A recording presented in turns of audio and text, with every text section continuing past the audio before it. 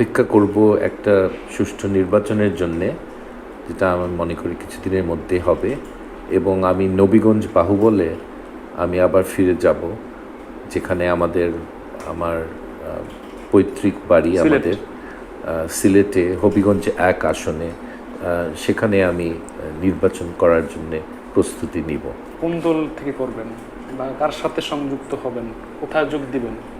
সেটা পরিস্থিতি দেখে আমরা ঠিক করতে হবে, কিন্তু আমি মনে করি যে